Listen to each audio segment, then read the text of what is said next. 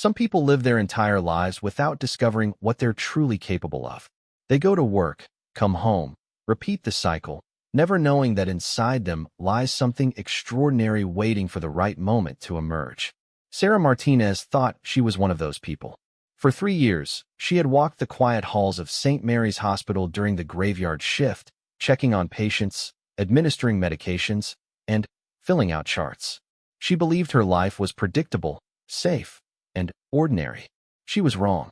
What happened on the night of October 15th would shatter everything Sarah thought she knew about herself. In the span of 6 hours, a routine shift would transform into a life-or-death situation that would reveal skills she never knew she possessed, courage she never knew she had, and a strength that would save not just her own life, but the lives of dozens of innocent people. This is the true story of how one nurse's ordinary night became extraordinary, and how sometimes the most unlikely heroes are hiding in plain sight, waiting for their moment to shine.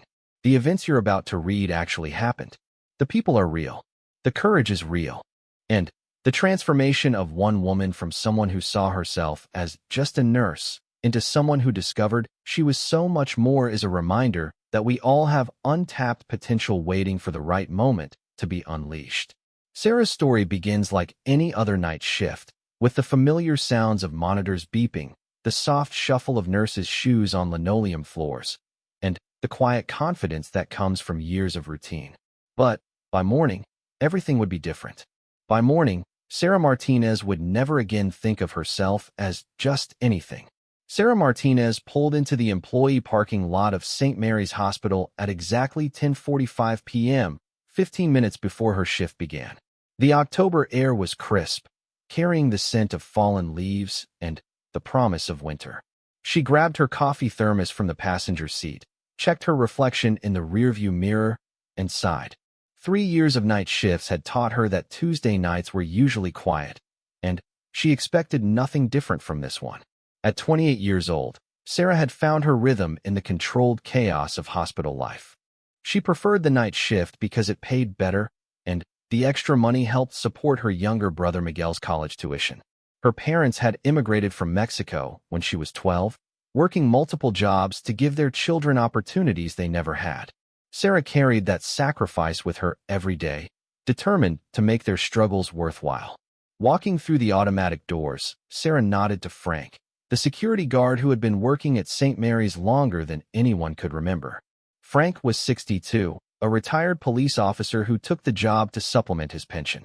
He always had stories about the old days, and Sarah had grown fond of his fatherly presence during the quiet hours of her shifts. "Evening, Sarah," Frank said, looking up from his crossword puzzle. "Looks like a peaceful night ahead. Dr. Chun just finished his rounds, and most of the patients are settled in for the evening." "That's what I like to hear," Sarah replied, signing in at the nurse's station. "How's Mrs. Patterson in 314 doing?" "Much better. Her daughter visited earlier, and she's been in good spirits since then. You know how much family visits mean to our long-term patients." Sarah did know. She had learned early in her career that healing wasn't just about medication and medical procedures. Sometimes it was about listening, about being present, about making someone feel seen and valued during their most vulnerable moments. This understanding had made her popular among both patients and staff, though Sarah never saw herself as particularly special. She was just doing her job, treating people the way she would want her own family treated. The third floor of St. Mary's housed the medical ward, where patients recovering from surgeries, managing chronic conditions, or receiving long-term care stayed. It was quieter than the emergency department or intensive care unit, but it required a different kind of attention. These patients needed consistent, compassionate care over days or weeks, not the immediate life-saving interventions of other departments. As Sarah settled into the nurse's station, she reviewed the charts for her assigned patients. Room 301 held Mr. Thompson, a 74-year-old man recovering from hip replacement surgery. He was doing well, though he struggled with pain management at night. Room 305 was Mrs. Rodriguez, a diabetic patient whose blood sugar levels had been unstable. She required regular monitoring throughout the night. Room 312 housed 18-year-old Jenny Walsh, who was recovering from appendicitis. She was scheduled to go home the next morning. The list continued through 22 patients, each with their own story, their own needs, their own fears, and hopes. Sarah had memorized not just their medical requirements, but their personal preferences. Mrs. Thompson liked her pillows arranged a specific way. Mr. Garcia preferred Spanish-speaking staff when possible, so Sarah always made an effort to practice her Spanish with him. Little Jenny was scared of the dark and appreciated having someone check on her frequently. Dr. Amanda Foster, the attending physician for the night shift, briefed Sarah on any changes to treatment plans. Dr. Foster was relatively new to St. Mary's, having completed her residency just 2 years earlier, but she had quickly earned the respect of the nursing staff for her thoroughness and willingness to listen to their input. Mrs. Rodriguez's insulin schedule has been adjusted, Dr. Foster explained, pointing to the updated chart. Her blood sugar spiked around dinner time, so we're monitoring her more closely. Check her levels every 2 hours instead of every 4. Understood. Any concerns about Mr. Thompson's pain management? He's been asking for medication more frequently than usual. It could be normal post-surgical discomfort, but keep an eye on it. If he seems to be in unusual distress, call me immediately. These were the kinds of decisions that made night shift nursing both challenging and rewarding. During the day, multiple doctors, specialists, and supervisors were available for consultation. At night, the nursing staff often had to make critical judgment calls with limited backup. Sarah had developed confidence in her instincts over 3 years, learning to recognize subtle changes in patients that might indicate complications. By midnight, Sarah had completed her first round of patient checks. Most were sleeping peacefully, though she spent extra time with Jenny Walsh, who was having trouble sleeping due to anxiety about her upcoming discharge. Jenny was a college freshman, away from home for the first time, and the hospital stay had heightened her homesickness. I know it sounds silly, Jenny confided to Sarah, but I'm actually scared to leave tomorrow. What if something goes wrong at home? What if the incision gets infected? What if I can't take care of myself? Sarah sat on the edge of Jenny's bed, something she had learned from an experienced nurse during her first year. It's not silly at all. It's completely normal to feel anxious about going home after surgery. You've been in a controlled environment where medical help is just a button press away. Transitioning back to independence can feel overwhelming. How do I know if something's wrong? How do I know if I need to come back to the hospital? Sarah spent 20 minutes explaining warning signs to watch for, providing Jenny with written instructions for post-surgical care, and reassuring her that the nursing staff was always available by phone if she had questions. By the time Sarah left the room, Jenny was visibly more relaxed and ready to try sleeping. This was the part of nursing Sarah loved most. The technical skills, administering medications, monitoring vital signs, updating charts, were important, but the human connection was what made the difference between surviving and healing. She had seen patients recover faster when they felt supported and understood, and she had seen others struggle despite excellent medical care because they felt isolated and afraid. Around 1:30 a.m., Sarah was updating medication logs when she heard unusual voices in the hallway. The hospital was never completely silent, but there was a different quality to these sounds. She looked up to see 3 men in dark clothing walking past the nurse's station. Something about their movement seemed purposeful in a way that didn't fit the usual patterns of hospital visitors or staff. Frank wasn't at his usual post near the elevator, which was unusual. Sarah felt a flutter of concern, but rationalized that he might be doing rounds or taking a bathroom break. Still, something felt off. She made a mental note to check with him during her next break. The men had headed toward the far end of the hallway, where the supply rooms and administrative offices were located.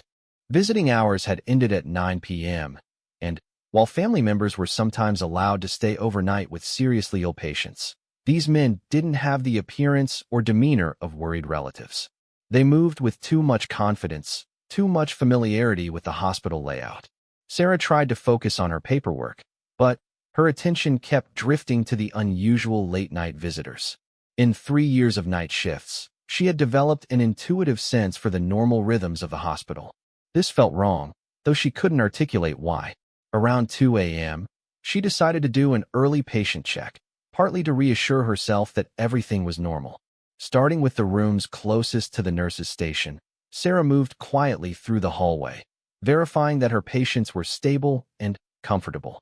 Most were sleeping peacefully, their vital signs within normal ranges. As she approached room 318, she heard muffled voices coming from the supply room at the end of the hall.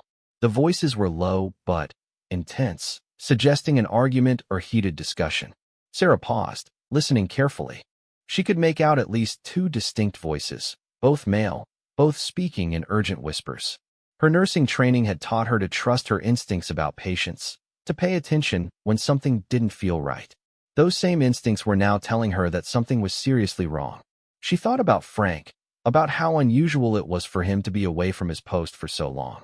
Sarah quietly returned to the nurse's station and called security. The phone rang several times before going to voicemail, which was unprecedented.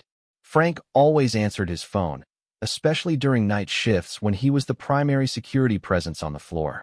A cold realization began to settle over Sarah. The three men she had seen weren't supposed to be there. Frank wasn't answering his phone or radio, and she was alone on a floor with 22 vulnerable patients who couldn't protect themselves. Sarah's heart rate increased, but her nursing training kicked in. First priority, patient safety. Second priority, get help. Third priority, gather information without putting herself or her patients at additional risk. She quietly moved to the supply room where she had heard voices, staying close to the wall and moving as silently as possible. The voices were clearer now, and what she heard made her blood run cold. The pharmacy is on the second floor. We need to move fast before the next shift change. What about the nurse? She's just one person.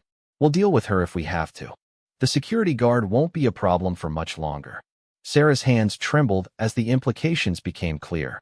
These men were here to rob the hospital pharmacy, which contained valuable medications, including narcotics. They had somehow incapacitated Frank, and they were planning to deal with her if necessary. She was the only thing standing between armed criminals and vulnerable patients who couldn't defend themselves. The footsteps were getting closer, and Sarah could hear the men's voices more clearly now.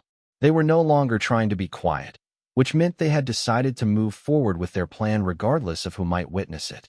Sarah's mind raced through her options, each one seeming more dangerous than the last. She could try to hide in one of the patient rooms, but that would put innocent people at risk. She could attempt to barricade herself in the nurse's station, but the men would likely force their way in and might hurt patients to get to her. She could try to evacuate patients, but many were too weak or medically fragile to be moved quickly. Then, Sarah remembered something from her childhood that she hadn't thought about in years. Her father, before immigrating to the United States, had served in the Mexican military. During her teenage years, when she complained about feeling helpless in various situations, he had taught her basic principles of tactical thinking.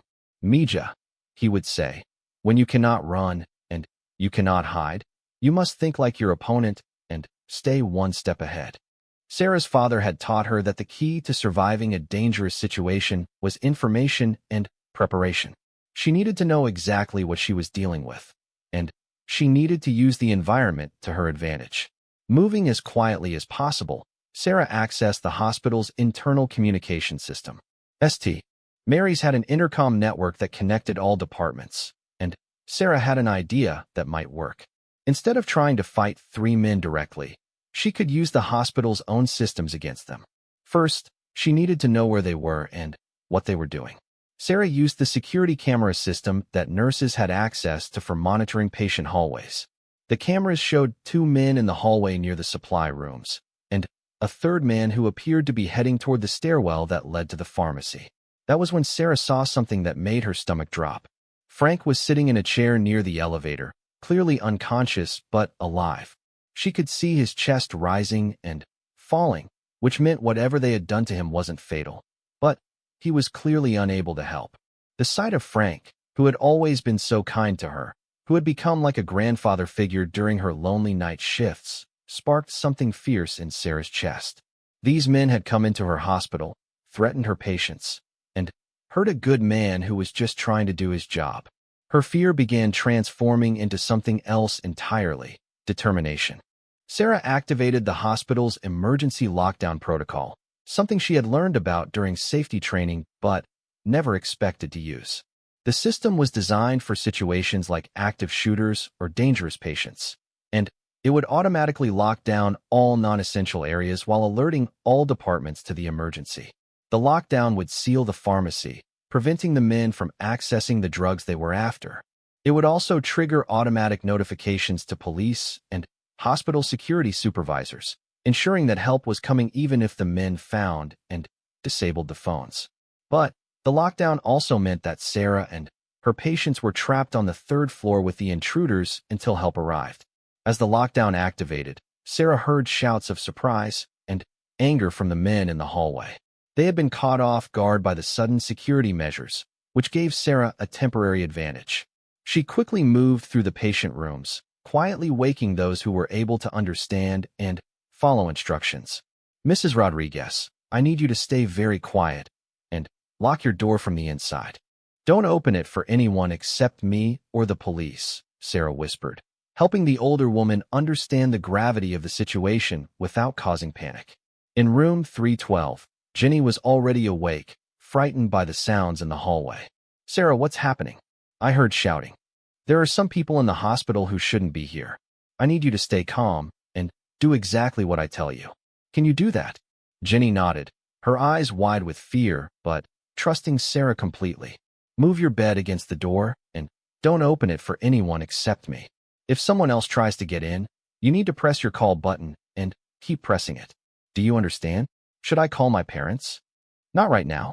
The most important thing is staying quiet and safe. I promise I will get you through this." Sarah moved systematically through the rooms, securing the patients who were able to follow instructions and making mental notes about those who were too sedated, confused, or medically fragile to protect themselves. Mr. Thompson was alert enough to understand, and despite his hip surgery, he insisted he could help if needed. "I was in the Army 40 years ago," he told Sarah quietly. "If those men try to hurt anyone, I'm not going to just lie here and let it happen." "Mr. Thompson, I appreciate that, but your job right now is to stay safe and heal. Let me handle this. Young lady, you're just one person against 3 men.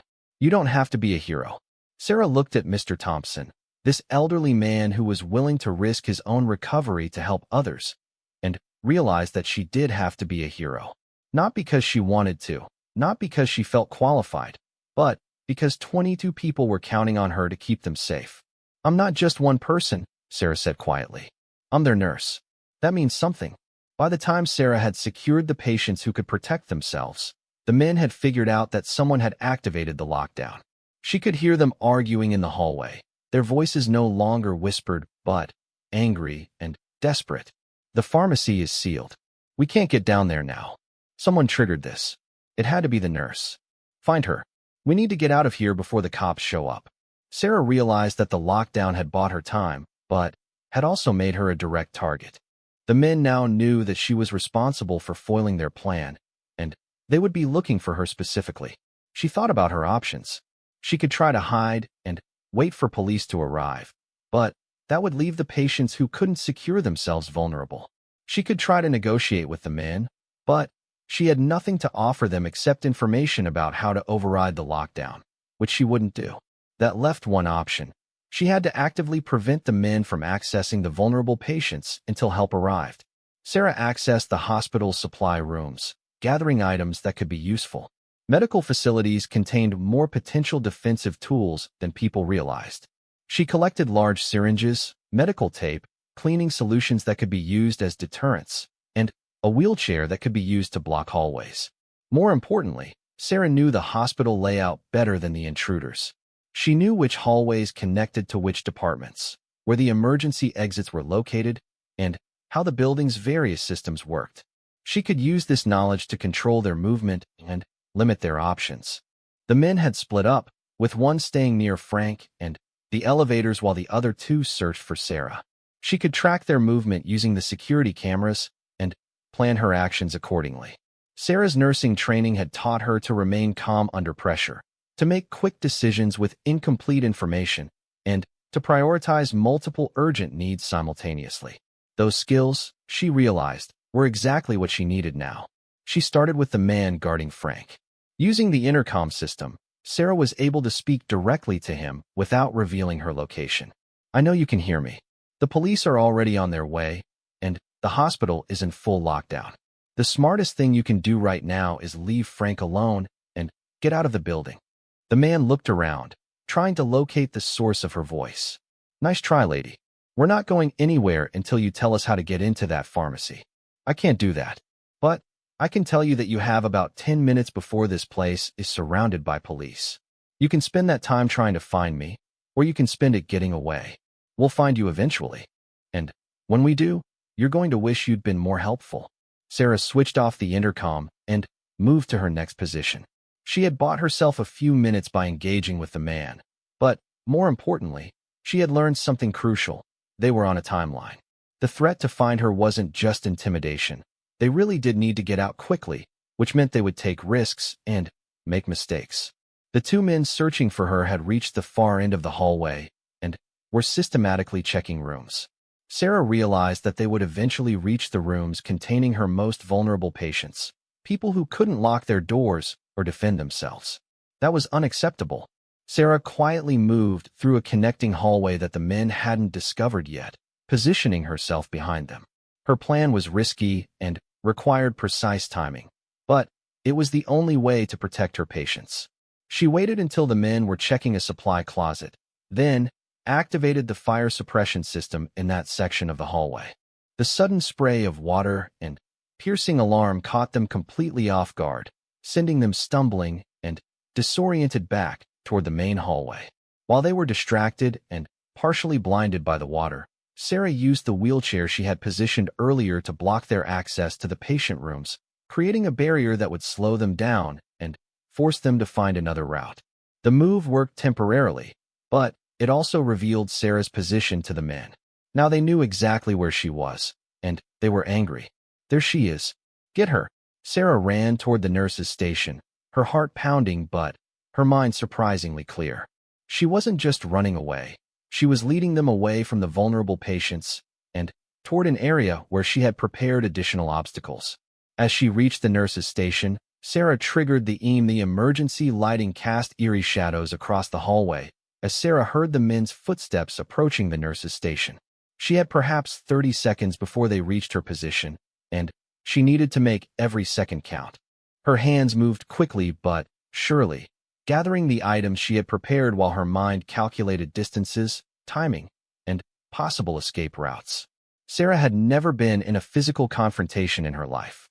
She had never taken self-defense classes, never learned martial arts, never even been in a schoolyard fight. But 3 years of night shift nursing had taught her something valuable: how to function under extreme pressure while protecting people who couldn't protect themselves. The first man rounded the corner just as Sarah finished her preparations. He was larger than she had realized from the security cameras, probably 6 feet tall with the build of someone who was used to intimidating others. In the dim red light, his face looked angry and desperate. "Finally, found you," he said, breathing heavily from chasing her through the hospital. "You've caused us enough trouble. Now you're going to tell us how to get into that pharmacy, or things are going to get very unpleasant for your patients." Sarah's blood went cold at the threat to her patients, but she forced herself to remain calm. "I told you already. The police are coming. Your best option is to leave now while you still can. Our best option is to finish what we came here to do. Those drugs are worth more than your annual salary, and we're not leaving empty-handed." The second man appeared behind the first, and Sarah could see that they had positioned themselves to block her primary escape route back toward the patient rooms. They thought they had cornered her, but Sarah had spent 3 years navigating this hospital in the dark, and she knew things about the layout that they didn't. "Look," the first man continued, "we don't want to hurt anyone. We just want the drugs. You help us get them, and everyone goes home safe tonight." Sarah almost laughed at the absurdity of the statement. These men had broken into a hospital, assaulted Frank, and threatened her patients, but they wanted her to believe they were reasonable people who could be trusted to keep their word. "I can't help you get into the pharmacy even if I wanted to," Sarah said truthfully. "The lockdown system requires administrator codes that I don't have access to." This was partially true. Sarah did have emergency access codes, but only for life-threatening situations involving patient care. Using them to help criminals would violate everything she believed in, and probably wouldn't work anyway, since the system would require additional verification for a pharmacy breach. Don't lie to us, the second man said. We know nurses have access to medication systems. You're going to figure it out. And if I can't? The first man pulled something from his jacket, and Sarah's heart stopped. It was a knife, about 6 inches long, the kind that could cause serious damage very quickly. The sight of the weapon made the situation terrifyingly real. Then, we'll start with your patients until you find motivation to try harder. Sarah felt something snap inside her chest. The fear that had been controlling her actions transformed instantly into pure fury. These men had just threatened to harm helpless people who had done nothing wrong, people who had trusted her to keep them safe. You're not touching my patients, Sarah said quietly, her voice carrying a conviction that surprised even her. Oh, really? And what exactly are you going to do to stop us? That was when Sarah discovered what she was truly capable of. She had positioned herself near the medication cart, which contained not only drugs but also medical equipment. Sarah grabbed a large syringe filled with a sedative that she had prepared earlier and launched herself at the man with the knife. The move caught both men completely off guard. They had expected her to be paralyzed by fear or to try negotiating further. They hadn't expected a small nurse to attack 2 armed men without hesitation. Sarah's target was the man's hand holding the knife. She had no training in combat, but she had 3 years of experience giving injections with precision, even to uncooperative patients. The syringe found its mark, delivering a dose of sedative directly into the man's bloodstream. The man roared in pain and anger, swinging the knife wildly, but Sarah was already moving. She rolled the medication cart between herself and the second man, creating a barrier while the first man struggled with the unexpected injection. What did you give me? The first man demanded. But his words were already starting to slur slightly. Nothing fatal, Sarah said, reaching for the next item in her improvised arsenal. But you're going to be very sleepy very soon. The second man lunged toward her, trying to get around the medication cart, but Sarah was ready for him. She sprayed him directly in the face with a bottle of antiseptic solution, temporarily blinding him and sending him stumbling backward. Sarah didn't wait to see the full effect. She grabbed the portable defibrillator from the crash cart and moved quickly toward the stairwell. She needed to reach the third man, who was still guarding Frank, before these two recovered enough to pursue her. But as she reached the stairwell, Sarah heard something that made her heart sink: patient call buttons. Multiple patients were pressing their emergency call buttons, which meant the noise and commotion had frightened them. Worse, it meant that the men might target the patients out of frustration and desperation. Sarah faced an impossible choice. She could continue toward Frank and try to free him, potentially leaving the patients vulnerable to the 2 men she had just confronted. Or she could go back and try to protect the patients, leaving Frank in danger and allowing the third man to maintain control of the building's main exit. The decision was made for her when she heard Jenny's voice over the intercom system. Sarah, help. Someone's trying to get into my room. The first man, despite the sedative Sarah had injected, had apparently recovered enough to start targeting patients. The medication was working, but not fast enough to stop him from being dangerous. Sarah ran back toward the patient rooms, her mind racing through options. She couldn't be in multiple places at once, and she was running out of tricks and improvised weapons. The portable defibrillator she carried might work as a deterrent, but she would only get one chance to use it effectively. As she reached Jenny's room, Sarah could see that the man was trying to force the door open despite the bed that Jenny had pushed against it. His movements were sluggish from the sedative, but he was still strong enough to be dangerous. Leave her alone, Sarah shouted, causing the man to turn toward her. You think you're so smart, he said, his words noticeably slurred now. But we still have your security guard. You help us, or my partner puts a knife in the old man. Sarah realized that the men were more desperate than she had initially understood. This wasn't just about stealing drugs anymore. They were in full survival mode, willing to hurt innocent people to avoid getting caught. Your partner is probably unconscious by now, Sarah said, hoping it was true. I left him with a face full of medical-grade antiseptic. He's not in any condition to hurt anyone. The man's expression changed from confidence to uncertainty, and Sarah pressed her advantage. You're outnumbered. You're on camera, the police are coming, and you just took enough sedative to drop a horse. The smart thing to do is surrender now before you make this worse for yourself.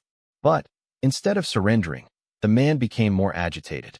The sedative was affecting his judgment as well as his motor skills, making him unpredictable and potentially more dangerous. If I'm going down, I'm taking some of you with me, he said, turning back toward Jenny's door. That was when Sarah made the most important decision of her life. She activated the portable defibrillator and pressed it against the man's back. Sarah had never used a defibrillator as a weapon, but she understood the basic principle. A controlled electrical shock designed to restart a heart would certainly incapacitate someone with a normally functioning heart. The device was designed with safety features that prevented misuse, but Sarah had learned to override those features during emergency training. The electrical shock dropped the man immediately, sending him into unconsciousness but not cardiac arrest.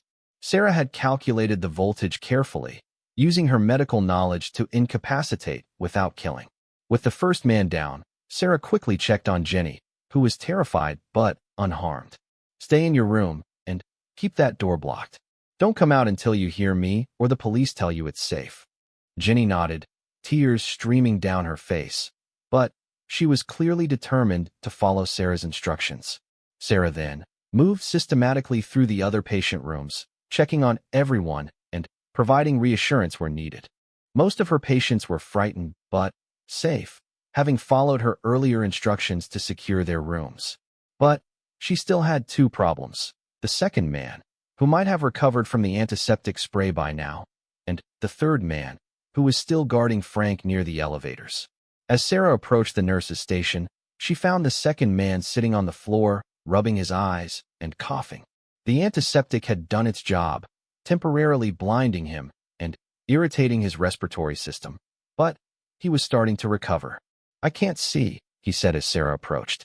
I think you blinded me permanently. It's temporary, Sarah said, keeping her distance. The effects will wear off in about an hour, assuming you don't have any unusual allergic reactions. You're insane. You know that. You're just a nurse, and you're acting like some kind of action hero. Sarah approached the elevator area with the silent precision she had developed during countless night rounds. Each step was calculated, each movement designed to avoid detection until she was ready to act. The third man stood with his back to her, focused on Frank, who remained unconscious in the chair where the intruders had left him. From her position, Sarah could see that Frank was breathing steadily, which relieved one of her immediate concerns. But the man standing over him held something in his hand that made Sarah's blood run cold, a pillowcase that appeared to be intended for suffocation.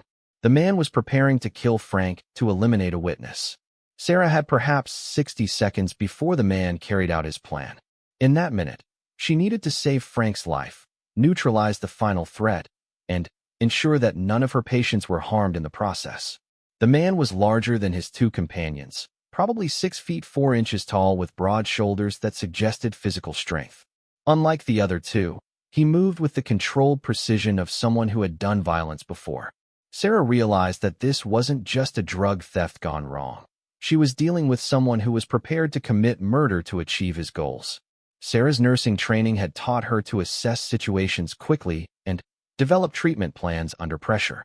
She applied that same methodical thinking to her current situation: threat assessment, available resources, optimal outcome, potential complications. Threat assessment. One armed man, prepared to kill, positioned between Sarah and Frank. Available resources: portable defibrillator, medical supplies, knowledge of hospital layout, element of surprise. Optimal outcome: Frank saved, threat neutralized, no harm to patients.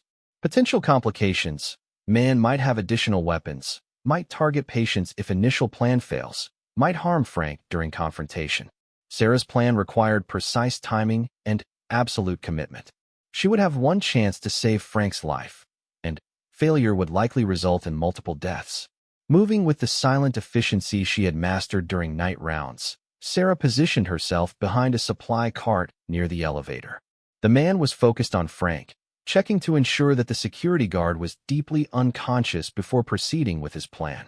Sarah activated the portable defibrillator and set it to maximum safe voltage. She had learned during her confrontation with the first intruder that the device could incapacitate without killing, but she needed to be more precise this time. The man was larger and potentially more dangerous than his companions. "Step away from Frank," Sarah said quietly, emerging from behind the supply cart with the defibrillator ready. The man spun around, surprised by her voice, but not panicked. His eyes immediately assessed her as a threat, taking in the device in her hands and her position relative to Frank. "So you're the nurse who's been causing all this trouble," he said calmly. "I was hoping to finish this quietly, but I suppose that's not going to be possible." "Your two friends are both incapacitated," Sarah said, trying to project confidence she didn't entirely feel. "The police will be here soon. Your best option is to surrender now and avoid making this worse for yourself." The man laughed, a sound that made Sarah's skin crawl. "My best option is to finish what we came here to do and get out of here. Unfortunately, that means eliminating witnesses. Frank isn't a witness. He's been unconscious since you attacked him. He can't identify you or testify against you. Maybe not, but you certainly can." Sarah realized with growing horror that the man's plan had evolved beyond simple robbery. He was prepared to kill both Frank and her to eliminate any possibility of identification. This wasn't desperation, it was cold calculation. "You don't have to do this," Sarah said, slowly moving closer to Frank, while keeping the defibrillator visible. "You came here for drugs, not murder. Take whatever you can carry from the unlocked supply rooms and leave. Cut your losses and get out while you still can." "I don't think you understand the situation," the man replied, reaching into his jacket. "We're not just thieves. We're part of something much larger, and leaving witnesses isn't an option." Sarah's heart sank as she realized the true scope of what she was dealing with. This wasn't a simple pharmacy robbery. It was part of an organized operation that was prepared to kill to protect itself. The man pulled out a gun, and Sarah's world narrowed to a single focus: protecting Frank and herself long enough for help to arrive. "You have 10 seconds to put down that device and step away from the guard," the man said, pointing the gun at Frank's unconscious form. "If you don't comply, I'll kill him first and then deal with you." Sarah's mind raced through her options. She could try to use the defibrillator from her current distance, but the man with the gun could shoot Frank before she reached him. She could try to negotiate further, but the man had already demonstrated that he was prepared to kill. She could try to run and get help, but Frank would die before she returned. That left only one option. She had to get close enough to use the defibrillator while somehow preventing the man from shooting Frank. "Okay," Sarah said, slowly lowering the defibrillator. "You win. I'll step away from Frank." The man smiled, thinking he had gained control of the situation. But Sarah was counting on his overconfidence and his assumption that a mere nurse wouldn't pose a continued threat. As Sarah took a step backward, she activated the hospital's fire alarm system using a pull station on the wall behind her. The sudden, piercing alarm and flashing lights startled the man for just a moment, but that moment was enough. Sarah dove toward Frank, tackling the unconscious security guard and rolling both of them behind the reception desk just as the gun fired. The bullet struck the wall where Frank's head had been seconds earlier. "You little witch," the man shouted over the fire alarm. "You think you're so smart? All you've done is delay the inevitable." Sarah knew he was partially right. She had bought herself and Frank a few seconds of cover, but the man would circle around the desk soon enough, and then they would both be exposed. But Sarah had one more advantage that the man didn't know about. During her dive to save Frank, she had grabbed the hospital telephone. While huddled behind the desk, she quickly dialed the extension for the hospital's security office. The call was answered immediately. "Security, this is Rodriguez." Sarah whispered urgently into the phone. "This is Sarah Martinez, third-floor nurse. We have an active shooter in the building. I'm behind the reception desk near the main elevators with Frank, who's been injured. The shooter is armed and has already fired at least one shot." "Copy that, Sarah. We have officers en route to your location. Can you stay hidden for approximately 2 more minutes?" "I'll try, but he's moving toward our position."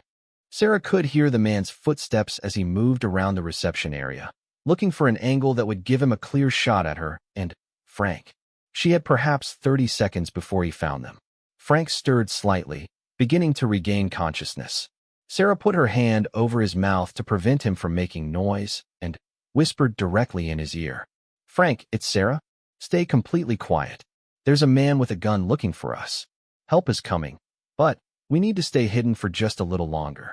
Frank's eyes opened, immediately alert despite his earlier unconsciousness. Years of police experience had taught him to transition quickly from confusion to tactical awareness. Sarah handed Frank the portable defibrillator and quickly explained how she had modified it to work as an incapacitation device. Frank examined the equipment and nodded his understanding. "When he comes around that corner," Frank whispered, "you go low and I'll go high. We only get one chance at this." Sarah had never been in a coordinated attack before, but Frank's confidence was reassuring. Together, they waited for the man to appear. The footsteps stopped directly in front of their hiding place.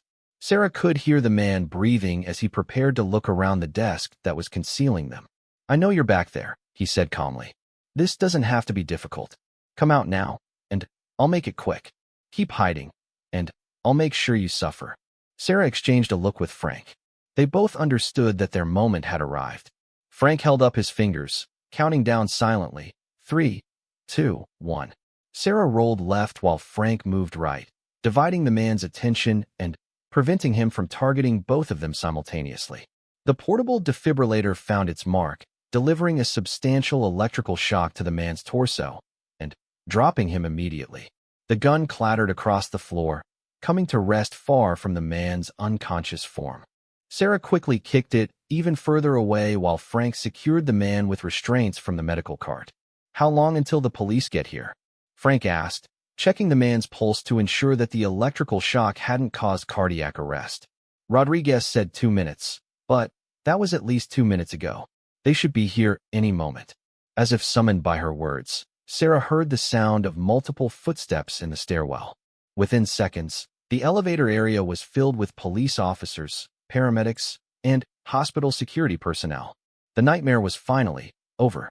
As police took custody of the 3 men and paramedics checked Frank for injuries, Sarah found herself sitting in a chair, shaking uncontrollably as the adrenaline finally began to wear off. Detective Maria Santos, who had been called in to handle the case, sat down beside Sarah. "I've been a cop for 15 years, she said quietly, "and I've never seen anything like what you did tonight. You saved at least 22 lives, probably more when you consider what those men might have done to cover their tracks." "I just did my job," Sarah said, still struggling to process everything that had happened. "No," Detective Santos replied. "Your job is to take care of patients and administer medications.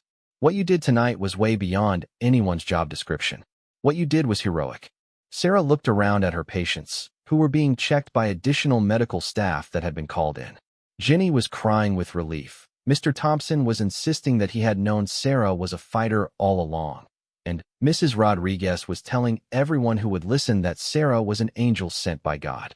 Frank approached Sarah, moving slowly but under his own power. "Sarah, I need you to know something. When I was unconscious, I could hear some of what was happening. I heard you protect those patients. I heard you refuse to give those men what they wanted. And I heard you put yourself in danger to save me. Frank, you would have done the same thing for any of us. Maybe I would have tried, but you actually did it.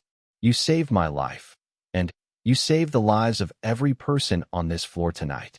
As the night progressed and the investigation continued, Sarah began to understand the full scope of what she had prevented. The 3 men were part of a larger drug trafficking organization that had been targeting hospital pharmacies across the state. They had committed violence at other facilities, and they had been prepared to kill anyone who got in their way at St. Mary's. By activating the lockdown and fighting back instead of hiding, Sarah had not only saved lives at her own hospital but had also provided police with information that would help protect other hospitals from similar attacks. Dr. Foster, who had arrived as soon as she heard about the incident, found Sarah in the break room hours later. "Sarah, I know you're probably exhausted and overwhelmed, but I wanted you to hear this directly from me. What you did tonight redefined what it means to be a nurse. You didn't just provide medical care. You became a guardian and protector for people who couldn't protect themselves. I never thought of myself as being capable of some 3 weeks after the night that changed everything. Sarah Martinez walked through the automatic doors of St. Mary's Hospital for what would be her final night shift. Word of her heroic actions had spread throughout the medical community and beyond, bringing opportunities she never could have imagined. But tonight, she wanted to complete one last shift with the patients and colleagues who had become her second family. The hospital looked the same as it always had, but Sarah felt fundamentally different. She moved through the familiar hallways with a quiet confidence that hadn't been there before. The woman who had once described herself as just a night shift nurse now understood that she was capable of extraordinary things when circumstances demanded them. Frank greeted her at the security desk, fully recovered from his injuries, and sporting a new bulletproof vest that hospital administration had provided for all security personnel. "There's my favorite superhero," he said with a grin that had become familiar over the past 3 weeks. "I'm not a superhero, Frank. I'm still just a nurse. Sarah, after what you did that night, you're never going to be just anything again. You saved 22 patients, saved my life, and stopped a criminal organization that had hurt people at 3 other hospitals. That makes you pretty super in my book." Sarah smiled, but her mind was already focused on the transition ahead. Tomorrow, she would begin her new position as Director of Emergency Preparedness at St. Mary's, a role that hospital administration had created specifically for her. Her experience during the attack had revealed gaps in the hospital's security protocols, and Sarah had been asked to develop comprehensive emergency response procedures that would better protect patients, staff, and visitors. The promotion represented everything Sarah had worked toward during her nursing career: increased responsibility, better pay, and the opportunity to make a difference on a larger scale. But tonight, she wanted to focus on the bedside care that had drawn her to nursing in the beginning. Her patient assignment was lighter than usual, allowing her to spend quality time with each person under her care. Room 312, formerly Jenny Walsh's room, now housed Mrs. Patterson, an elderly woman recovering from pneumonia. Mrs. Patterson had specifically requested Sarah as her nurse after hearing about the events 3 weeks earlier. "I feel safer knowing you're taking care of me," Mrs. Patterson had told Sarah during the day shift transition. "If anyone tries to hurt us, I know you'll protect us." Sarah had learned that her actions during the attack had created a reputation that followed her throughout the hospital. Patients requested her specifically, staff members sought her advice on emergency preparedness, and administrators consulted her on security improvements. The quiet nurse who had once preferred the anonymity of night shifts was now one of the most recognized people in the hospital. Dr. Foster found Sarah during evening rounds, carrying a stack of paperwork that had become routine over the past 3 weeks. "Media requests," Dr. Foster explained, setting the papers on the nurse's station. 3 more news stations want interviews, and there's a podcast that focuses on everyday heroes. There's also this. Dr. Foster handed Sarah an official-looking envelope. "It's from the governor's office. You've been selected to receive the State Medal of Courage. The ceremony is next month." Sarah stared at the envelope, still struggling to reconcile her self-image with the recognition she was receiving. "Dr. Foster, do you think I did the right thing that night? I mean, could I have handled it differently?" "Sarah, you saved lives. You protected vulnerable people from harm. You refused to let criminals use fear to control your actions. I can't imagine a more right response to that situation. But I never trained for something like that. I just reacted. That's exactly why what you did was so remarkable. You didn't have time to think about being afraid or inadequate. You just saw people who needed protection, and you protected them." As the evening progressed, Sarah found herself reflecting on the path that had led her to this moment. 3 years earlier, she had been a new graduate nurse, uncertain about her abilities and focused primarily on avoiding mistakes. She had chosen night shifts because they seemed safer, more predictable, less challenging than the high-pressure environment of day shifts. But the attack had revealed that safety was sometimes an illusion, and that real security came not from avoiding challenges but from developing the skills and courage to meet them head-on. Around midnight, Sarah received a visitor that surprised her, Detective Maria Santos, who had become a friend during the investigation that followed the attack. "I wanted to update you on the case," Detective Santos said, settling into a chair in the break room. "The 3 men who attacked the hospital have all pled guilty to multiple charges. The information you provided helped us track down the larger organization they were working for. We've arrested 12 additional people and prevented attacks on 5 other hospitals. I'm glad the investigation was successful, Sarah said. But I keep thinking about how many other nurses are working night shifts right now, with no idea how to protect themselves or their patients if something like this happens. That's actually why I'm here. The police department wants to work with you to develop training programs for hospital staff. We want to teach healthcare workers how to recognize security threats, how to respond to emergencies, and how to protect patients during dangerous situations. Sarah felt a spark of excitement at the possibility. That could really make a difference. Healthcare workers are trained to save lives, but we're not trained to protect lives from violence. There's a gap there that needs to be filled. Exactly. And you're the perfect person to bridge that gap. You understand both the medical side and the security side now. As Detective Santos left, Sarah realized that her new role at St. Mary's was just the beginning.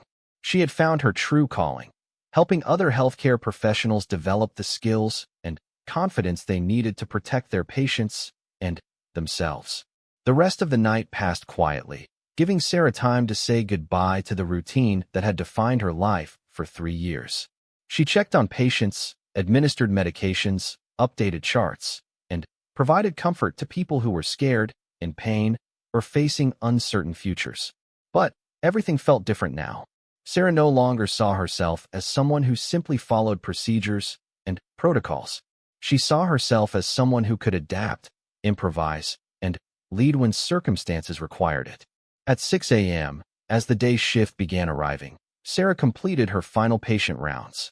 In room 318, she found Mr. Thompson, who had been readmitted for a follow-up procedure. "Sarah, I heard this was your last night shift. Are you really leaving us for some fancy administrative job?" "I'm not leaving, Mr. Thompson. I'm just changing roles. I'll still be here, working to keep patients safe." "Good. Because after what you did that night, I sleep better knowing you're in this hospital. My wife says I should nominate you for sainthood." Sarah laughed, remembering her conversation with Mr. Thompson during the attack, when he had insisted that he was ready to help despite his recent hip surgery. "Mr. Thompson, can I ask you something? That night, when everything was happening, you offered to help even though you had just had surgery. Why? Because some things are more important than personal comfort, young lady. When you see someone fighting to protect innocent people, you don't worry about your own problems. You help however you can." Sarah realized that Mr. Thompson had just articulated something important about that night. It hadn't been about her individual heroism. It had been about people choosing to support each other when it mattered most. Jenny had followed Sarah's instructions despite being terrified. Frank had coordinated the final attack despite being injured. Even patients who couldn't physically help had contributed by staying calm and following emergency procedures. The real lesson of that night wasn't that Sarah was exceptional. It was that ordinary people could do extraordinary things when they worked together and refused to let fear control their actions. As Sarah cleaned out her locker and prepared to leave the night shift forever, she found a card that had been left by the day shift nurses. Inside, each nurse had written a personal message of gratitude and support. "You showed us what courage looks like. Thank you for proving that nurses are stronger than we knew. You made us all proud to be healthcare workers." Sarah felt tears forming in her eyes as she read the messages. These were her colleagues, people who had chosen the same profession she had, people who shared the same commitment to helping others heal. Dr. Foster appeared in the doorway of the break room. "Ready for your new adventure?" "I think so. But I'm going to miss this. I'm going to miss being directly involved in patient care." "Sarah, you're not stopping patient care. You're expanding it. Every protocol you develop, every training program you create, every security improvement you implement will help protect patients across the entire hospital system. You're moving from caring for 22 patients at a time to caring for thousands."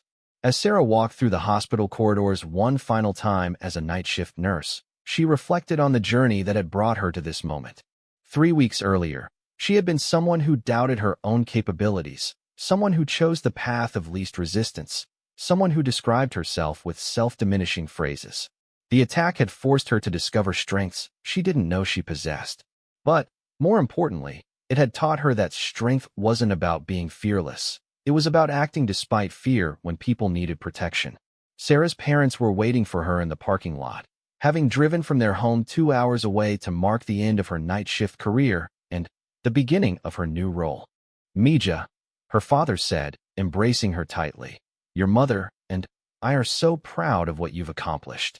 But we want you to know that we were already proud of you before any of this happened. You've always been our hero.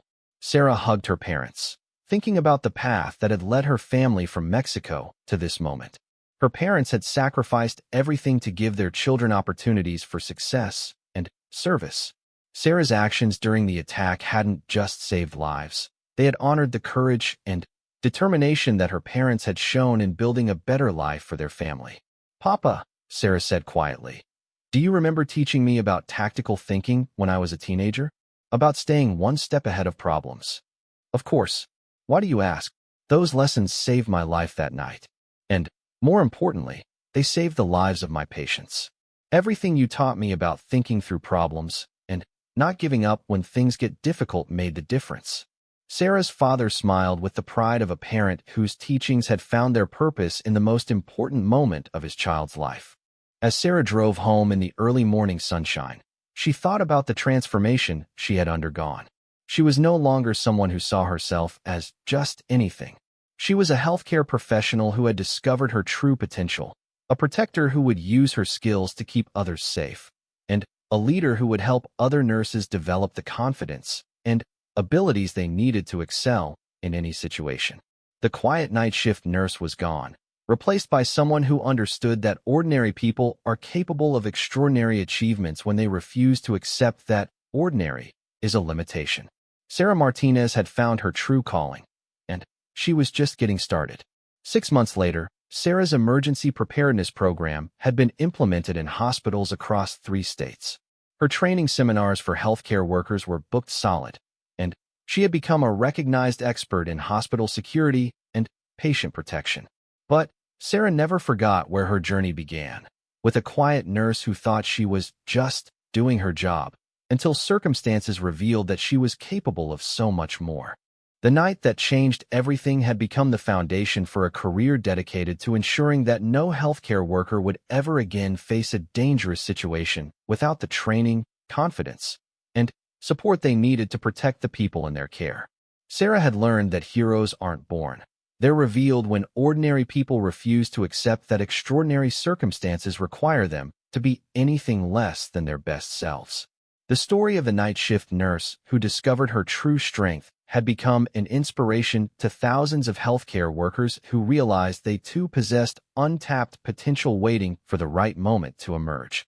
And Sarah Martinez, who had once described herself as just a nurse, now knew that there was nothing just about dedicating your life to protecting and healing others. It was, in fact, one of the most heroic things anyone could choose to do. ING like this, Sarah admitted. That's what makes it even more remarkable. You discovered strength you didn't know you had, and you used it to save lives. That's the definition of heroism.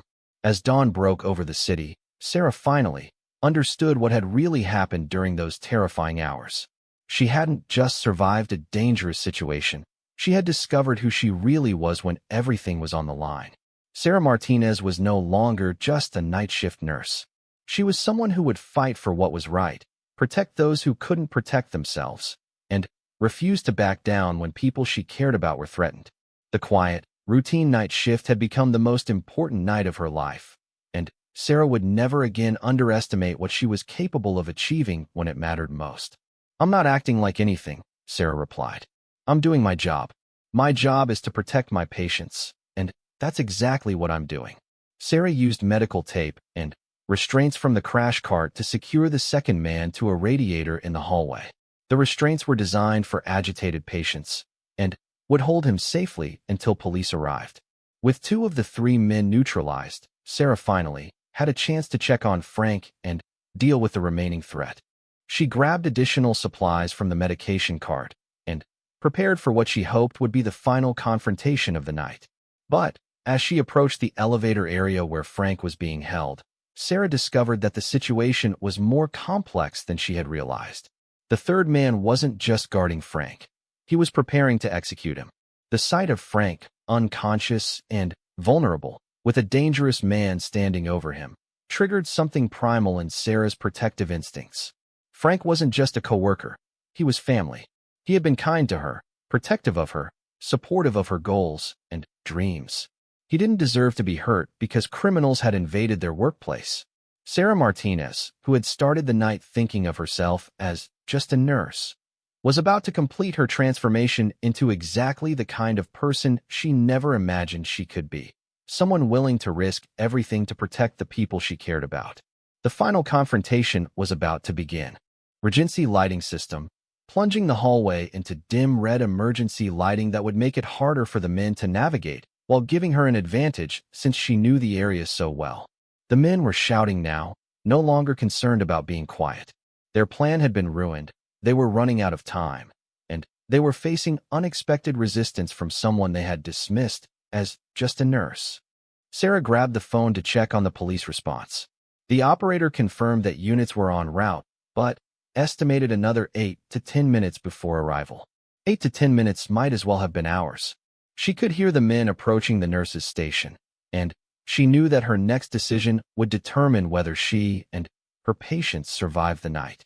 Sarah Martinez, who had always followed rules and protocols, who had never been in a fight in her life, was about to make a choice that would reveal exactly what kind of person she was when everything was on the line. The quiet night shift nurse was gone. In her place was someone Sarah didn't even recognize, someone fierce, protective, and absolutely unwilling to let anyone harm the people she had sworn to care for. The real test was just beginning. Every instinct told her to hide, to call the police, and wait for help. But she also knew that help might not arrive in time, and that these men might harm her patients to eliminate witnesses. Sarah thought about Jenny, anxious about going home tomorrow. She thought about Mr. Thompson, struggling with post-surgical pain. She thought about Mrs. Rodriguez, whose blood sugar needed monitoring through the night. These people were depending on her, and she was the only one who could protect them. Sarah quietly returned to the nurse's station and locked the medication cart that she carried with her during rounds. She called 911 from the landline, speaking in whispers to report the situation. The operator assured her that police were being dispatched, but Sarah knew it would take at least 15 minutes for them to arrive, possibly longer. 15 minutes was too long. Anything could happen in 15 minutes. Sarah Martinez, who had always thought of herself as just a nurse, was about to discover what she was truly capable of when the people she cared about were in danger. The quiet night shift was about to become the most important shift of her life, and she was about to learn that sometimes ordinary people are capable of extraordinary things when circumstances demand it. The sound of footsteps in the hallway told her that her moment of decision had arrived. There was no more time to plan, no more time to doubt herself. There were only her patients, the men who threatened them, and Sarah's determination to protect the people who couldn't protect themselves. What happened next would change not only the course of that October night, but the entire trajectory of Sarah's understanding of who she was and what she was capable of becoming.